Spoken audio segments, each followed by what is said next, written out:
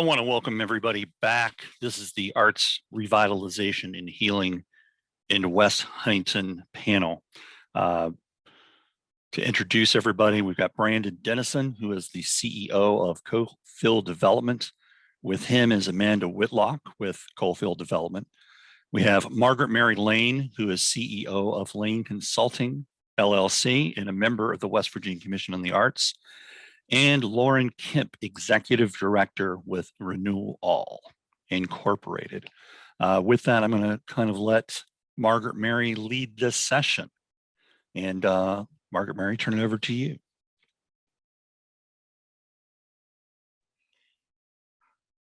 Well, I'm happy to lead off. I'm not leading the session. There's too many. We're all leaders on this particular session. So I would like to just sort of start off a little bit, and you're going to be hearing about specific projects from Brandon and from Lauren.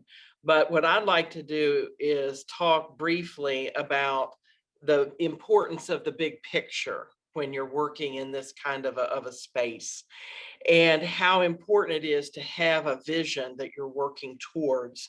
And in Huntington, we have that, and we are supporting the West End in those in that area. I think what we're talking about here more than anything is, what builds a successful community effort, because these have been community-driven efforts. And I think there are certain things that are important to that. Now, I don't mean that nothing was happening before.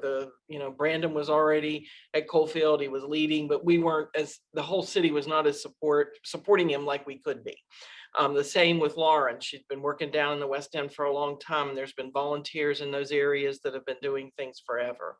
But I think what happened is, and things that are critical for success in community revitalization, is having a big vision, having leadership, having cross-sector grassroots engagement, developing a plan, and it's got to be in writing. It always helps. And this is something that's really important, grabbing opportunities when they come your way, keeping to the task because things don't happen overnight, and focusing on projects, and you're going to love this, Brandon, that create catalytic change, meaning they themselves, once they're done, start creating things on their own. You got to keep working and not give up, and you have to stay true to the plan and the vision. Now, with that said, I'm going to go through those same things very quickly and talk to you briefly about what we did in Huntington. And I have to say that 8 years ago, when Mayor Williams came into office, he had a big vision, and it always included the arts. And he always wanted to have an arts and culture district in the West End. That was one of his big things. He did a lot of stuff that related to the arts, but he had that in the vision. And I think that's what was really important. He's provided the leadership on the top level, but we have had outstanding grassroots leadership from different neighborhoods and so forth, and what we've been doing down here in Huntington. And I think one of the biggest things that happened to us that sort of coalesced everything is we entered the America's Best Communities competition. It was a national competition for those of you who aren't familiar with what we did. It took 3 years. It was a really long competition. You had to develop a revitalization plan for your community, and that's what you were judged on. And we won the $3 million. We were the top winner. And it was something really important because the community could rally around the competition. And I think that really helped us get to where we wanted to be and so forth. We had, with cross-sector engagement, I mean, basically we challenged 3 neighborhoods to provide resident leadership. We had anchor institutions in all these, neighborhoods that needed to be revitalized. And we had governmental leadership. We had the organizations that support activities like the planning councils and, the Region 2 planning development, all those kind of things, Kiowa, those things were all part of it. And instead of each group doing their own little thing in their own little world, we broke down the silos and we brought everybody together. And I think that's a really important piece to keep in mind. When we developed our plan, we had over 70 meetings in our community with neighborhood meetings. There were teams in each neighborhood for every project that was in our revitalization plan. And I think what that did was it brought a perspective that the city of Huntington on its own would never have had. And it enhanced what we were able to do, and it enhanced the buy-in in the different neighborhoods and the different communities. And we also had some great consultants that helped us and supported what we were doing. And the result was the Huntington Innovation Plan. And that was adopted back in 2017 or 2016, and then we won in 2017. And that is been ongoing. We're still working on this plan. I could, if I stay engaged with this, I could be working the rest of my life. You have to keep in mind that these things take a long time. But you know, the real work started once we got the $3 million, because we had to then stick to the plan, follow steps that we needed to be taking. And we were able to take advantage of funding opportunities because we had match. That's what the $3 million, what we wanted to use it for. And so what we did was we leveraged that 3 million. And today we have leveraged over $50 million into our community with that $3 million. And we still haven't spent all the money. We have it committed, but it's not all spent. So we may still get additional leverage. So I think what's important is, you know, Rome wasn't built in a day. You have to commit to the long term if you're going to make true change. If it could be made quickly, it would already be made. If you want to make a difference in your community, and especially if you want to use the arts as part of that, there's a level of convincing that has to come along with that. We were lucky in that our leadership already was committed to the arts. I think, again, stay true to the plan and the vision. And when I just want to say, I hope this sort of lays the groundwork for how we've been able to be so successful in the projects you're going to hear about specifically today. We didn't do these projects. The ABC group didn't. They helped support it and foster it in any way that they could. And so that's where we are today. And now I'm going to turn it over to Lauren, I believe, is going to go next and talk about a lot of the exciting things that are really culminating down in the west end of Huntington. Thank you. Thanks, Margaret Mary, for the introduction. And my name's Lauren Kemp, and pretty much everything Margaret Mary said about the development of the HIT plan and how it was generated from community leadership is how I got involved. So I just kept showing up. And so now today, I'm the executive director of a new-ish, it's almost been like 7 or 8 months now, organization called RenewAll. And Lance, you can go ahead and share the presentation. And and advance to the next slide. So that's our kind of logo. And we're doing everything here on 14th Street very DIY. So I made that myself in Microsoft Paint. And so our mission is to be the leadership that the commercial district at 14th Street West needs to, you know, see this vision of revitalization realized and achieved, and bring new business economic opportunity and create space for community in our town. And go ahead and advance. So one of the things that RenewAll is offering is the Central City Museum. This picture is 14th Street West a long time ago. And the street was very industrialized, as you can see. In the far distance, you can see a water tower and this big building, and that was the Fazenmeyer Brewery and the Huntington Tumbler glass plant. So we have some really interesting maker-based history that we hope to represent through our museum. And then the next slide shows just a quick overview of, we're using Main Street America as kind of our organizational model. And if you don't know about Main Street, you can look it up and you'll get to know all of these ideas. But we're combining, the economy and the design of the buildings and the streetscape and art and promoting events with our foundation as RenewAll, which is being the organization and being the coordinators. And so that's how we see our role in transforming the West Huntington Business District at 14th Street West. So go ahead and advance. We were funded through the National Endowment of the Arts, Our Town program, to create a district plan. And that was with other partners, the City of Huntington, the Foundation for the Tri-State and America's Best Community, Heritage Farms. Those were the ones that came together and provided the funding, as well as many other folks in the community offering in-kind support and things like that. And I can't even name all the organizations and people that participated because I think that would take too much time. But Brandon was definitely a participant in it. And we continued to build our partnerships in the community through the planning process. And so on the next slide, you can see that the plan that we are promoting now through our organization is based on 3 themes, which is identity, place, and economy. And throughout the plan document, these 3 themes come together. And so here it's showing you some of our historical background and community context, which is really important in planning. And the plan is really visually well designed and beautiful. So,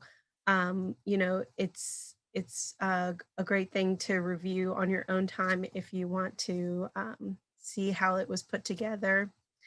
On the next slide, it talks about more of our regional context, which is that West Huntington and West Edge are core partners with Heritage Farm and creating a arts, culture, tourism, adventure tourism kind of corridor from the west side of Huntington down into Wayne County. And so we've worked on several different projects in that regard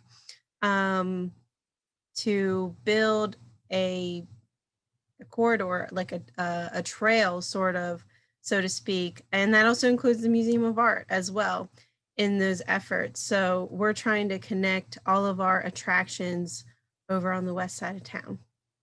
And the next slide is our vision for the future. And so we really want a district where people will stop, spend time, contribute resources and ideas, and weave West Huntington's threads of brilliance into a robust cultural cloth. And you can see how there's some different things that are represented on the slide, but it all ties back to the 3 themes of identity, place, and economy. One of the things that we did during the process of this plan was we hosted a Winter Arts Fest. And I actually think that the Division of Arts, Culture, and History was in town doing a workshop.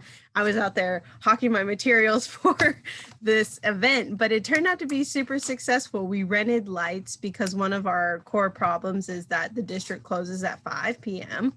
And so we rented, lights and, did all kinds of things and put art in unusual spaces. And people still talk about that event. They bring it up all the time. Well, what was that thing that you did? Oh, Winter Arts Fest. Yeah, we want to do that again. So there's some, not just a good plan, but it was designed in a way that it really connected with the community and created some events and things that we can repeat as we move forward. Okay, and on the next slide, you can see that we had our mannequin kind of helping us promote the Winter Arts Fest. So along with the vision and the 3 kind of themes of identity, place, and economy, the plan obviously presents strategies and projects and, creating unique district destinations, vibrant outdoor spaces, mobility and connectivity with roads, sidewalks, bus routes, bicycle routes, things like that. And then again, emphasizing the programs and the organizations, creating partnerships and things like that to promote the plan and the district. So one of the things that, go ahead, go to the next slide, yeah. With the unique district destination is that they've identified in our plan opportunities to diversify and also create supportive business clusters. And, you know, I think when we first started this process, we thought, you know, well, we're going to kind of bring art to the antiques district. And I think as we go and advance through some of the next slides, which we can just do at a kind of a regular clip, you can see in this picture, here's an old map of Huntington. And in the next slide, you can see that there's, you know, that there'll be lots of objects. And I think what we discovered through the process of doing our planning effort is that there was already a lot of art and creativity in the district. And it was just about finding a way to expand the focus and talk about the brand and the identity in a way that included these kitschy salt and pepper shakers and classic movie posters, and included the, you know, antique furniture and, you know, these different things. And so the diversity of stuff that we have, and you can pause right here, was something that was really challenging to capture when you're promoting the idea of an antiques district. So that's why you'll see on our brand, we're now kind of trying to expand the idea and call it 14th Street West. And so we can still call it an antiques district and have different nested identities around what is found in the district, but we're also, you know, trying to use art and our events, which one of them is again supported by the West Virginia Arts, Culture, and History through the grants, the small grants that they do for events. And that's, this year will be the 30th year for that event happening in that area of town. And so we're definitely using those, finding that creativity that already exists and using, you know, new arts, public murals and things like that to combine it into themes. And this is our most recent mural project where we used a professional studio artist who has this kind of folk art style, and she integrated into this idea of this parade of animals over this natural background, some of the symbols of different trades and industries that were in Central City historically. So it's a nice way to have this really bright, colorful, you know, very positive mural, and also incorporate the industrial history at the same time. And I think that's it. Oh, and I have some other images showing our brand off, you know, different aspects of what our vision is, heritage, creativity, resilience, and reinvention. And so that's our, those are our tag words and what we're trying to promote through our new district plan.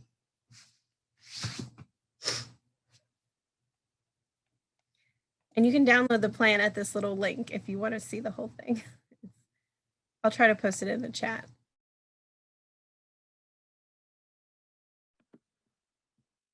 Great work, Lauren. So I think that's, did you want to pipe in there, Margaret Mary? There I did. I forgot to say two things. One is that all of these documents and all of these projects are on the city's website as well.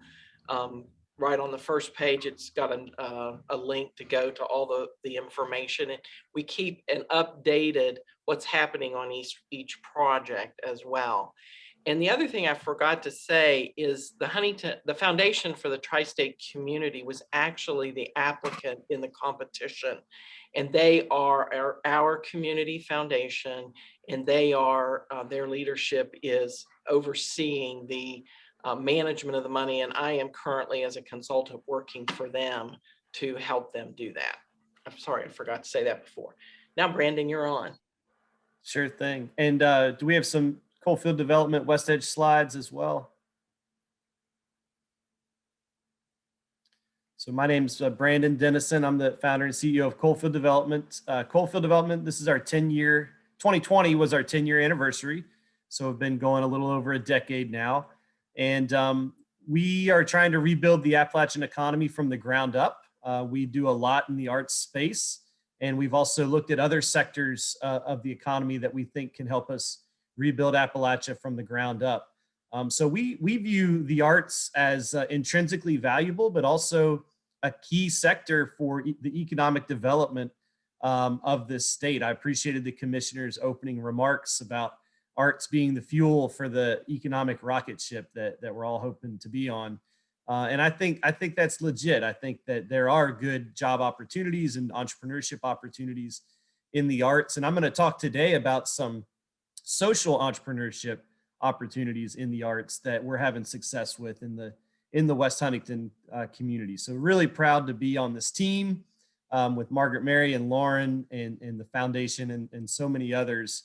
And the results, we are starting to get some real traction. You can see it, you can feel it, and it's really cool to be a part of. I'm born and raised in this area. I grew up in Eastern Cabell County, and so I feel more hopeful than I ever have before about the future of this community, and happy to play our small part.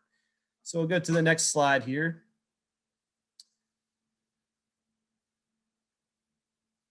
And just real quick to zoom out a little bit at Coalfield Development, we're part of this movement for a just transition. So Huntington is actually sort of the northern tip of our service area, and we serve Lincoln and Mingo and all the way down into McDowell, have some new projects in Fayette County right now, and a little bit in Kanawha as well.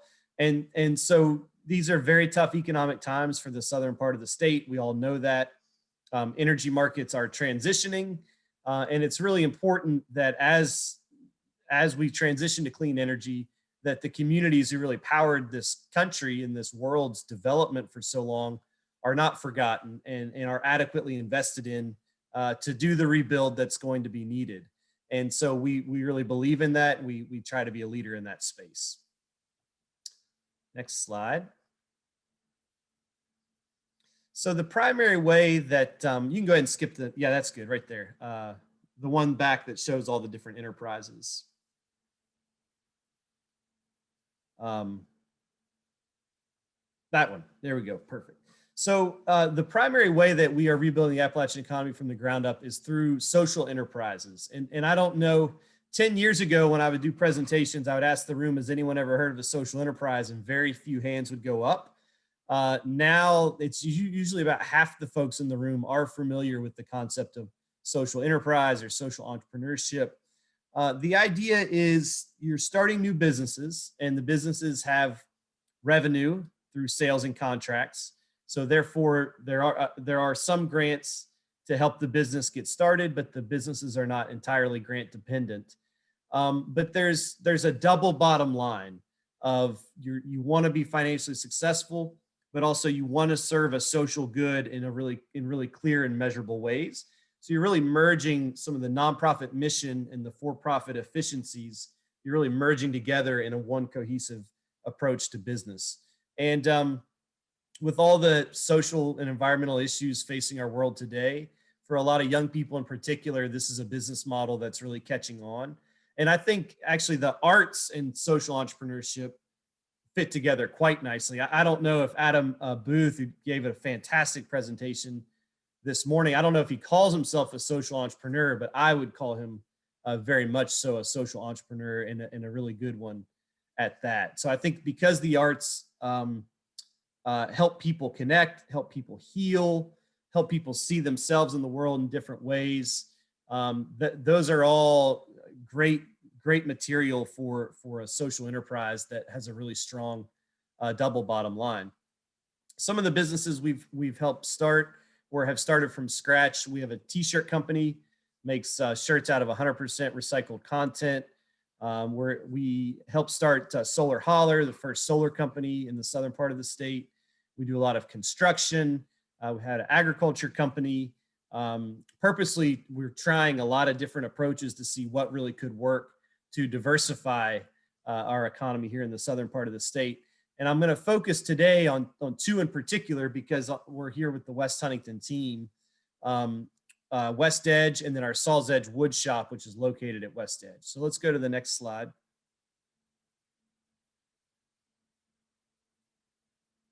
And next slide. So we use these enterprises to create jobs. And so we're purposely trying to create jobs for people who need an access to opportunity. Could be someone who's been on unemployment, could be someone who's in recovery from substance use disorder. We define the barriers broadly, but the point of the business is it's not just to hire, to do a traditional hiring process, but it's really to use the businesses to create an empowering opportunity for someone who really needs that opportunity. So we see the arts as a job creation strategy, and I think several of our social enterprises are a tangible example of how that can work. Next slide. So when we hire a person, it's a job, but it's also a higher education opportunity. So all of our crew members are enrolled in some form of higher education. And we have 3 hours a week of personal development. We do incorporate the arts into those 3 hours very often. And that's all about setting aside time and space each week for reflection and for learning and for growing and doing that together as a part of a community that really supports and celebrates that learning and growing process. So we call this our 33, 6 and 3 model, 33 hours of paid work, 6 hours of higher education, 3 hours of personal development. Next slide.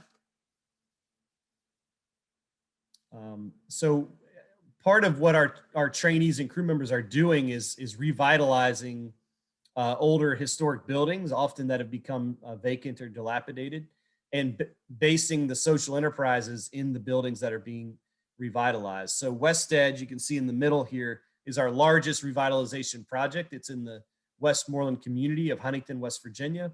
It's nearly 100,000 square foot building. It's the old Corbin plant where they used to make men's suits for many, many years. At one point, it was one of the largest employers in town. Then when it shut down, it became one of the largest attractors of crime and trouble and disinvestment. I mean, honestly, it had become a sort of a weight around the neck of the community. And now it's back because of the arts, because of creative placemaking, because of the big vision that Margaret Mary spoke to. It's now an asset again. And people pull up to go to work here, and people create here, and people start businesses here. And the police calls to the Westmoreland neighborhood since we've started reinvesting in this building are down by at least 42%. So 42% less calls to the police department since this redevelopment project has started. So let's go to the next slide.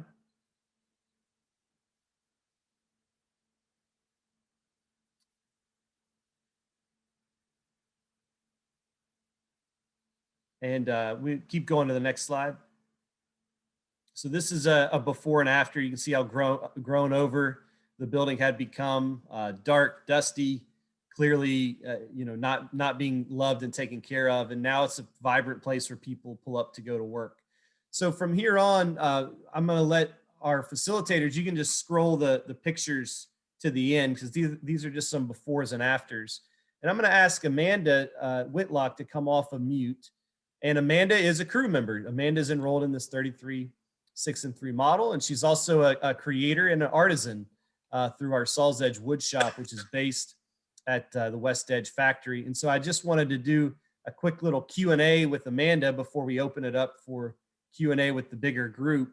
Amanda, first, just thanks for doing this. And we're so proud how you've become a leader in your community, and welcome to the panel.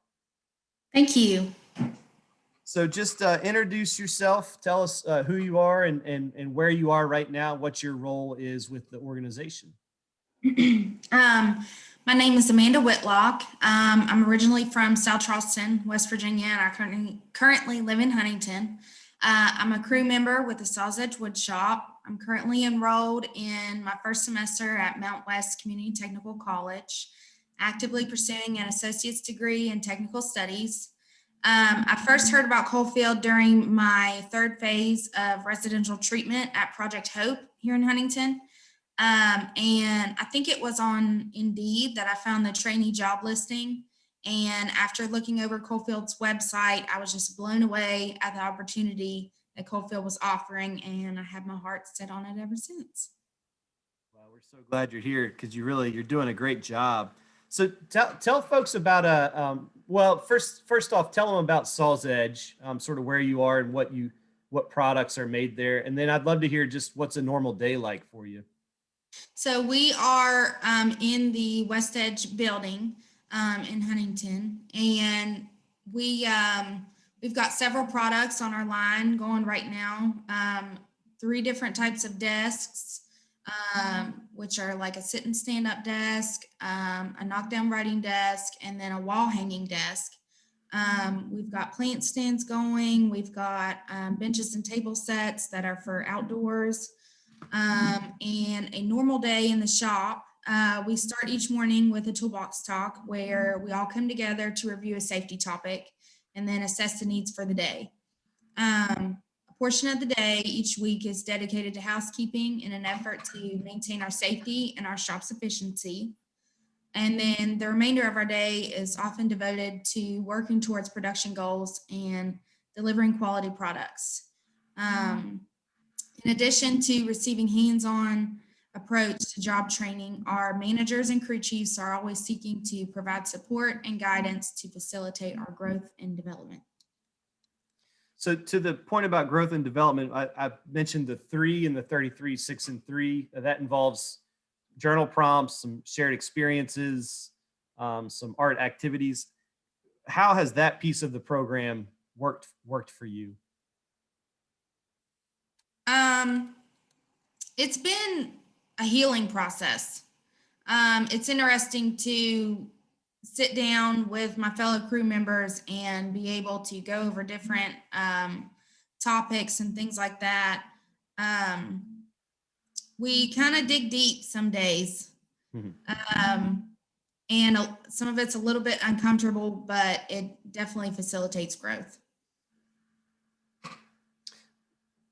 Do you, well, actually, let me ask first off, what is unique about Coalfield compared to some other programs that you've been involved with? So I know you're very committed to personal development, have done that a number of different ways. What's been unique about your experience as an artisan in the wood shop? Just like you said earlier, it's not like your typical job. It's on the job training, and everybody is like just one big Coalfield family. It seems like to me, there's a real sense of inclusiveness. Everybody comes together. The fact that I didn't have a whole lot going well for me on paper before coming here was a really big thing for me to be able to get on here and be pushed and encouraged to do better and learn and put myself through school. So that's been really great. We ask a lot of you, don't you? I mean, it's a job, but then you're also doing the higher education, then we're also doing this personal development. It's a major commitment, isn't it? Yeah, crew members do have high expectations placed on them, and it's with the best of intentions, but being a college student and a mom to a 2-year-old who is just completely wild most days, that's probably the hardest part for me, but there's a lot of support and guidance and encouragement going on here, as well as the opportunity to be able to make something of myself. That's what keeps me going every day, because I want to set a good example for my son. Sure. Do you consider yourself a creative person? Yeah, definitely. I knew that I've always had a special place in my heart for transformation. And eventually at some point, I just kind of figured out I like working with my hands. It's kind of like therapy for me here most days, because I see huge boards of like ugly, rough cut lumber turn into just beautiful things. So it's really inspiring and helps me continue my creativity. Well, and they don't just turn into beautiful things, right? I mean, you're with Yeah, your own I make hands. it that. Right. It's fun. It's a lot of fun. Incredible.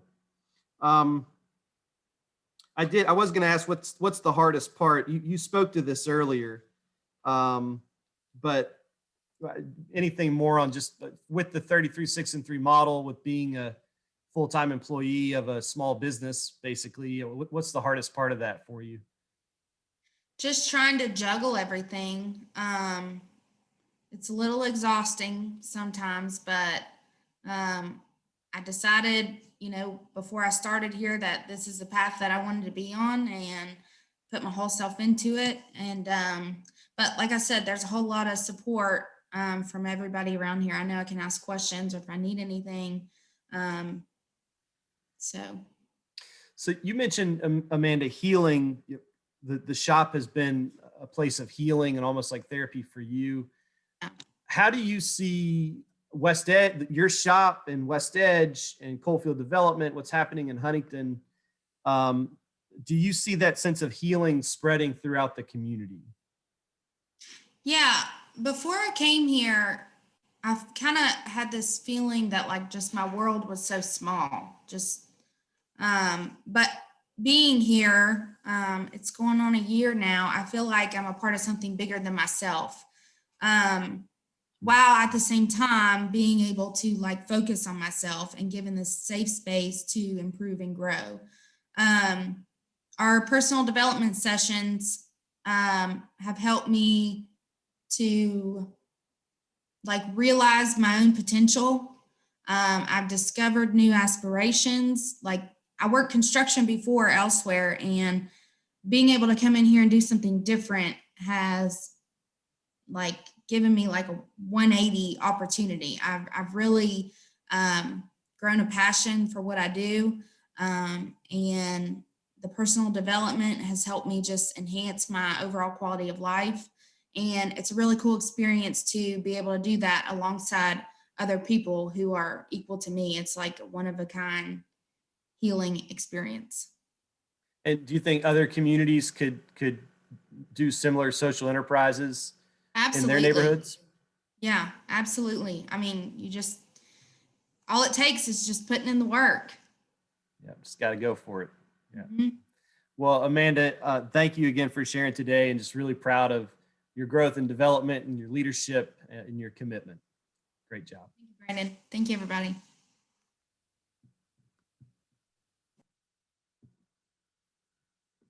So Margaret, Mary, I'll pass it back to you. Yeah, I just want to say how it's interesting. A lot of times you think about the microcosm and the macrocosm, but they're truly always the same. So in the macro world of Huntington, we're creating these capabilities in these spaces and things like that. And then on the microcosm level, these specific things happen that reflect the bigger macrocosm vision.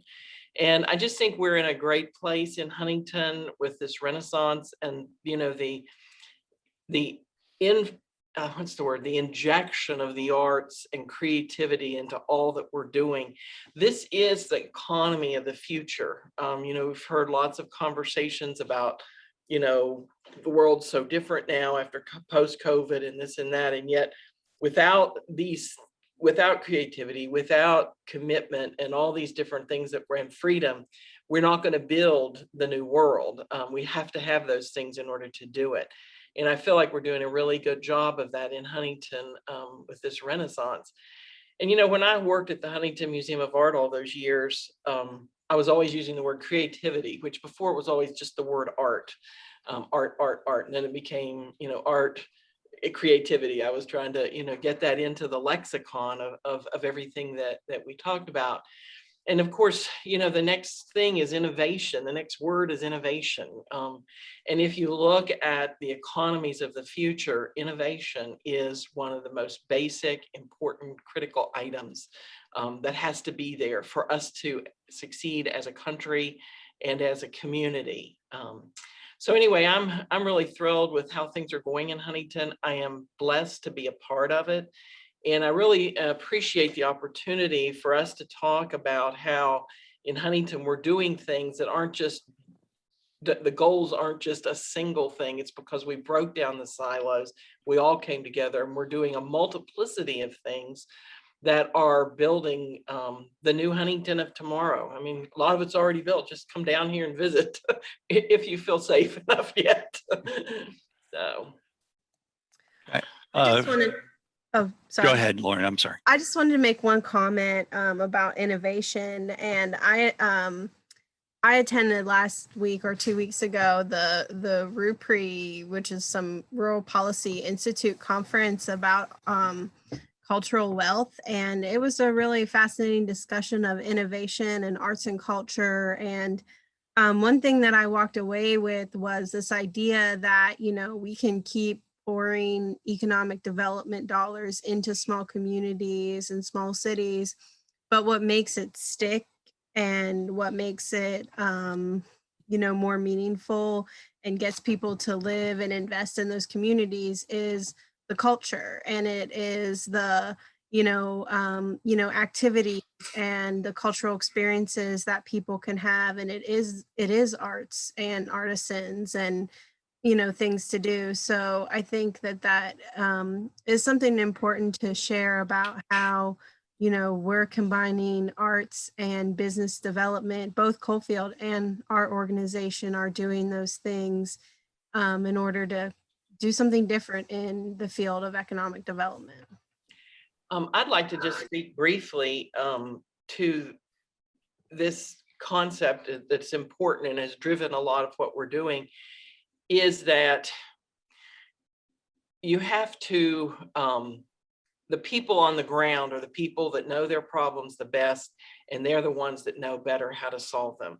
So we have tried to refrain from being a top-down, oh, you need to do this, you need to do that. We want them to tell us what they believe can be done. And one of the challenges often is that people don't feel that they've ever had a voice, so why would they say anything? And so one of our goals has been to give people, to open the space so they have a voice. And something that is really good at giving people a voice are the arts. People can give voice to things that they would not give voice to otherwise. And so if you can do that, you give them voice, you give them capacity, they then build the solutions within their own communities. And so I think those concepts are really important in us creating the new world that is coming along. I mean, some of you are a lot younger than me. You're going to see it full-fledged. I'm not sure if I will, but it's just, we have to quit thinking that business is about just making money. It's about the people who work there. It's about the culture of that organization. And I think that's what social enterprises do. And I also think that's why they're so appealing to people now, because we're really tired of that old model that is where success is built on the backs of everybody who's working there. What we want is them to be, they are part of the success. And it's about investing in people beyond the investment of bricks and mortar and equipment and that kind of thing, because they are the most precious resource that any business has. Okay, I've got a question from Tom Rubel from the Morgan County Arts Council. Can you talk, and also from Berkeley Springs, home of one of our dear friends who recently passed, Jean Mosier, who was an incredible woman. Can you talk briefly about scale? We're in a much smaller community, and I'm trying to think about scalability, i.e., where would we start? I'll go ahead and comment on that first, is that I look at Berkeley Springs and think, oh, wow. They've already done it. You guys have got a lot going on. You know, I think that one thing to take away from our experience with the planning activities is that some of these events were very much just testing tactics, you know, like like I said, with the Winter Arts Fest, is a night event around arts and entertainment possible? And we put that event together for maybe $500. I mean, really, it was not expensive. People volunteered their time. We just kind of created some parameters and we went for it. And I think for as far as scale and trying to get something started, I think Brandon and I will both say is that we kind of go for things and then we'll refine and kind of adapt as challenges come along. And I mean, I don't know if we said dates, but we started this initiative in West Huntington around 2013. So that's how, and then we got the grant to do the plan in 2018. So that's 5 years of, meeting and trying to pull people together and build these coalitions and things.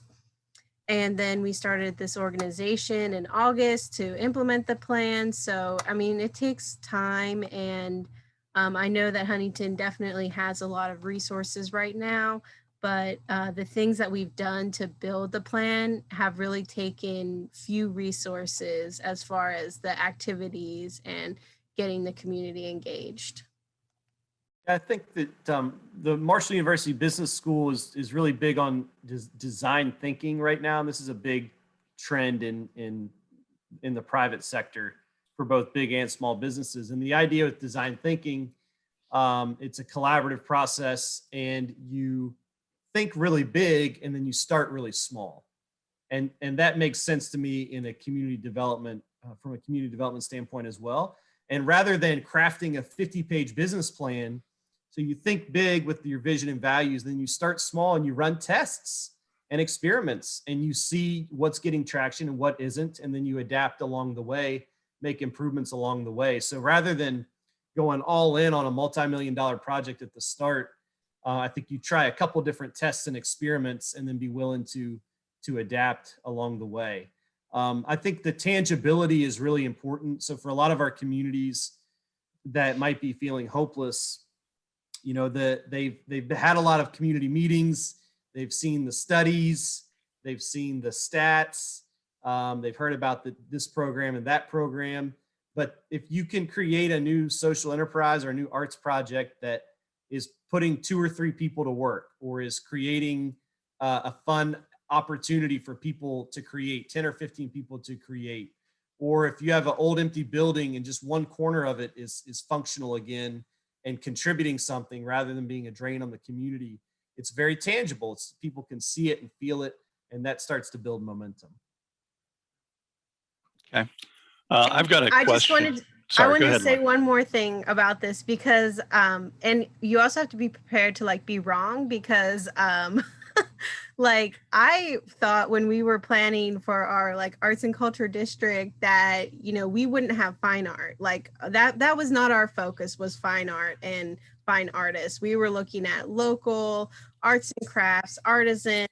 And then about a few months ago, a fine artist moved into the district and is opening a gallery. So, we never thought that was going to be part of our, offerings here, but now somebody was attracted to the idea of our plans for an arts and antiques and culture district, and they're moving in and they're setting up a gallery here. So that's just something that sometimes those opportunities happen because you're already doing the work to build the community, and then someone will feel inspired and bring something new that you weren't expected or you never thought would happen. And in a way, Lauren, that's what I mean by catalytic change. You've made the ground fertile, and those guys came to the Winter Art Fest and were blown away. And then they were like, we want to move here, because they moved here from Rio Grande.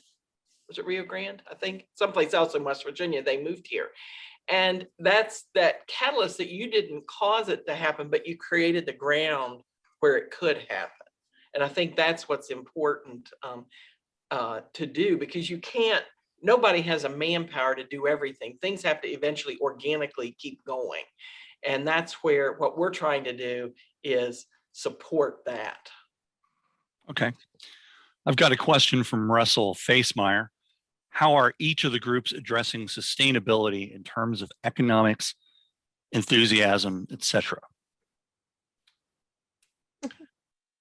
Well, again, Brandon, on you want the to go? beauty of a social enterprise model is it's not entirely grant dependent. Now, there are some things we do, so I think the personal development, supporting a person, mentoring through higher education and things like that are not going to be profitable activities.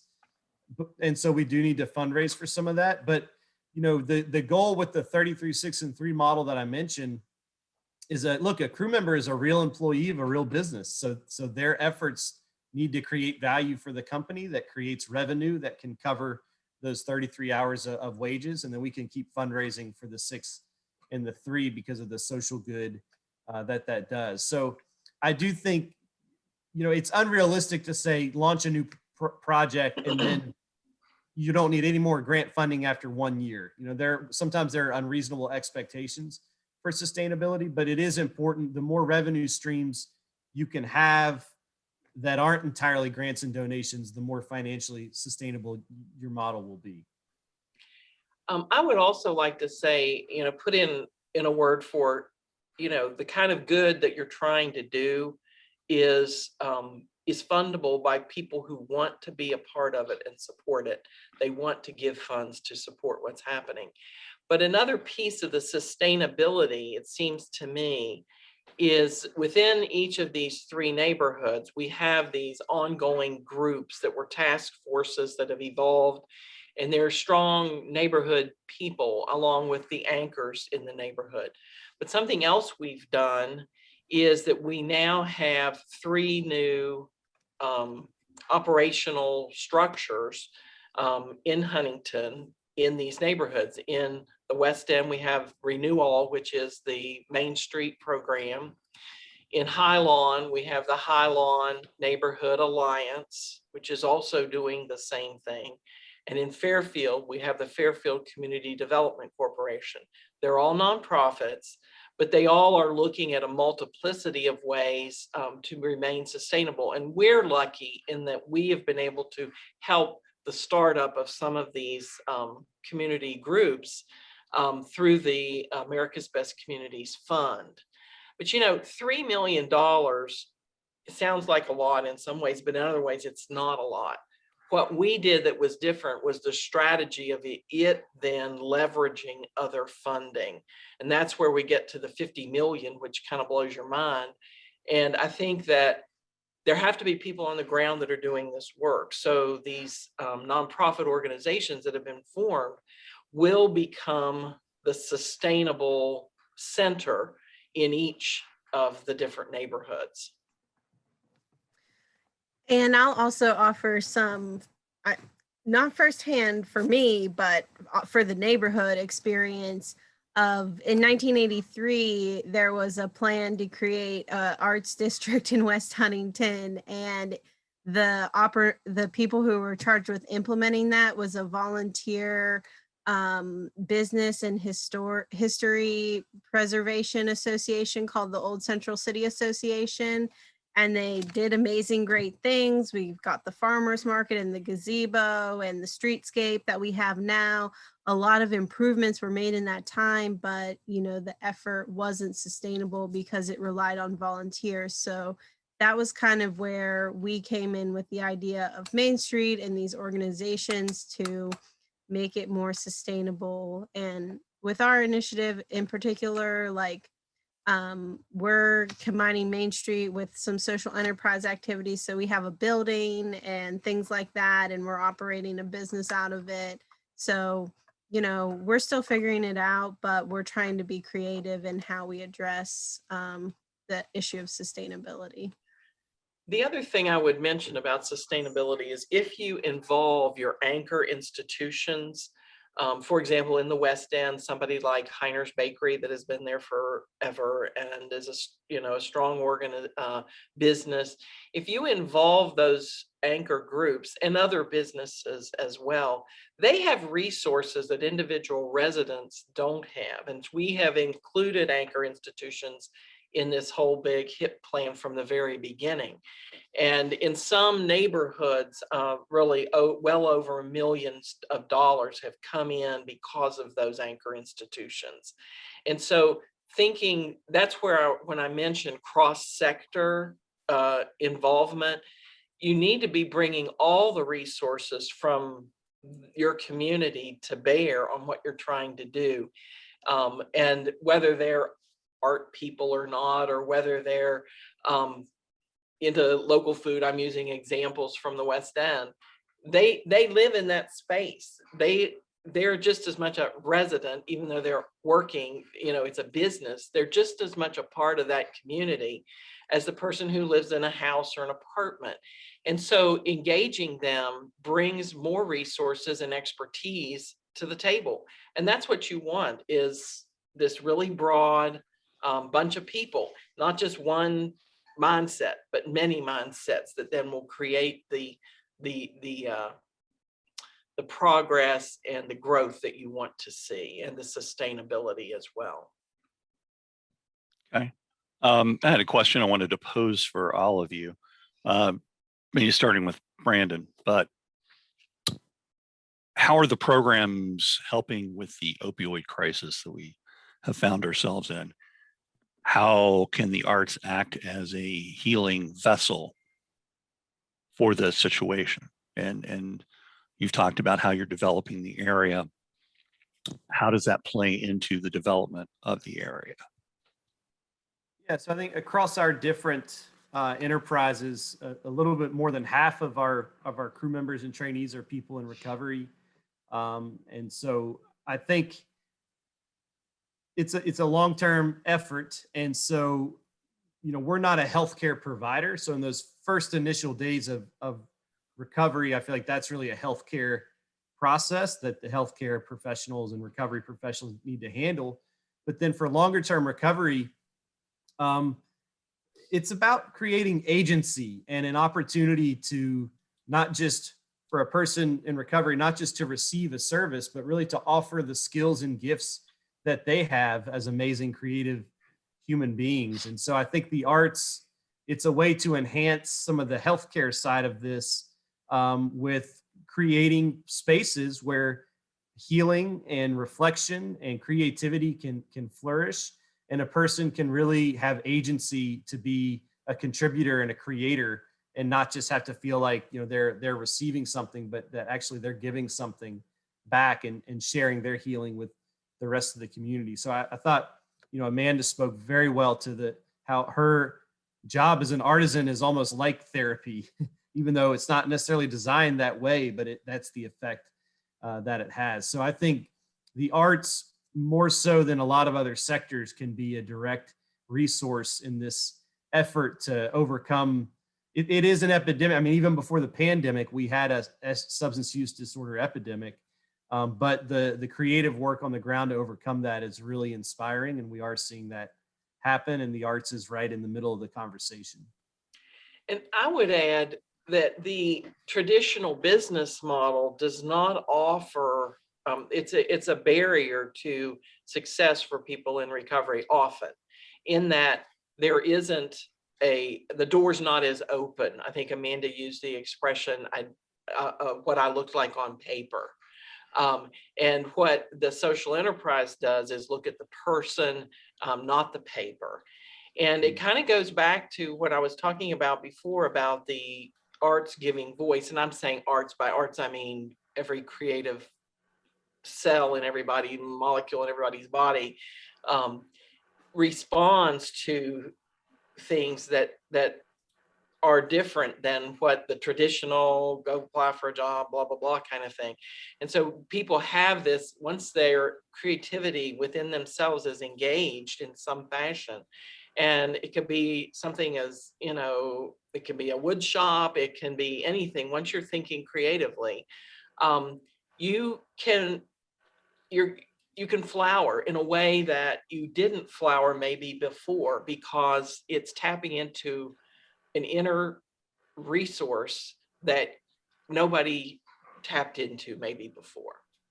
So, And I'll just add from our perspective on Main Street that, you know, our neighborhood was very impacted by, you know, families experiencing the effects of opioid crisis. And then, you know, it built a lot of distrust between the neighbors and the businesses, because an antiques district is a great place to take things that maybe that weren't yours and try to sell them. And so, you know, there's some things happening there, but this initiative was really fun, like foundational on the idea of working with recovery. And that was a huge part of the first River to Rail meeting series was working with churches and people who were providing recovery services, and having, you know, a way to address the recovery needs, but also create positive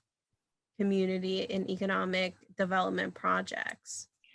Well, and to Lauren's point, this is back to the idea of breaking down silos. We didn't say, let's deal with recovery only and be in a silo. We wanted to address everything and merge it all together so that it moved everything forward, and it combined resources, it combined what could be offered to people in recovery, and it will have a multiplicity of successes for that reason.